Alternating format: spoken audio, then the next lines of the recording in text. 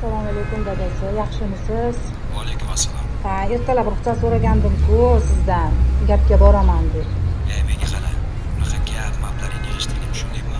Ha, nima bo'pti? Bir oyda bir marta dam ola qolay dadasi, ruxsat bering. Men ishdan borgunimcha bolalarni bog'chadan olib ovqat tayyorlab turay. Yo'q. Biror marta dam olsam nima bo'pti? Xullas gapga ruxsat yo'q.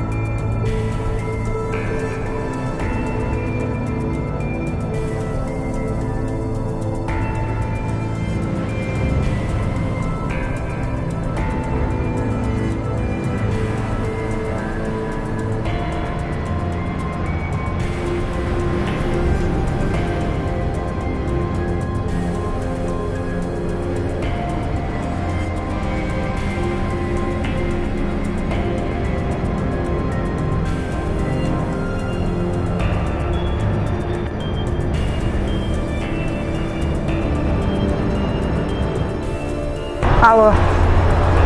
Ha dadasi? Ha, gapdaman. Ha, nima bo'pti? Bir oyda bir marta dam olsam? Ha, o'rtoqlarim bilan mazza qilib o'tiribman. Hozir boraman, bo'pti, xo'p.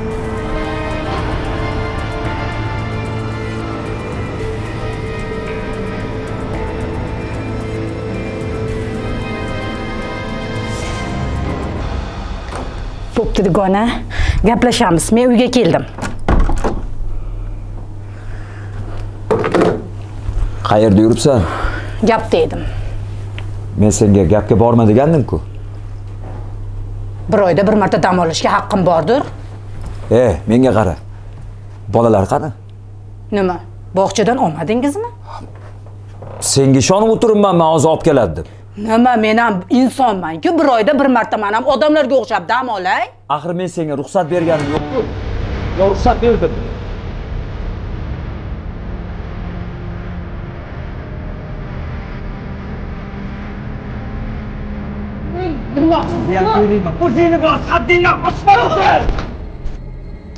Ya qachon qarama shunaqa, o'zingni yig'ishtirdim. Gapga borma dedim senga.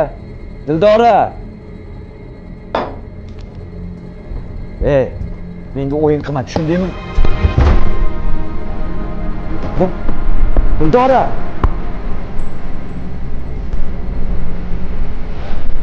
Alo. Tez yordammi bu?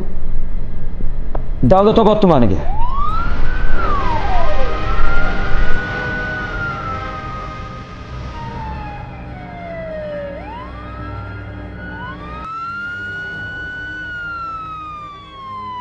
Bir oilada boshlangan oddiy kelishmovchilik, vaqtida to'xtatilmagan zo'ravonlik oqibati fojia bilan yakunlandi. Ammo bu fojia bilan hamma narsa tugamadi. Chunki endi ikki begunoh bolaning taqdiri savol ostida qoldi. Onasi yo'q, otasi qamoqda, ularning kelajagida esa iztirob, qo'rquv va bo'shliqdan boshqa hech narsa ko'rinmayapti. Oilaviy nizolar oila devorini emas, avvalo bolalarning qalbini vayron qiladi. Unutmang, zo'ravonlik hech qachon yechim emas. Bir lahzalik g'azab bir umrlik pushaymonga sabab bo'lmasin.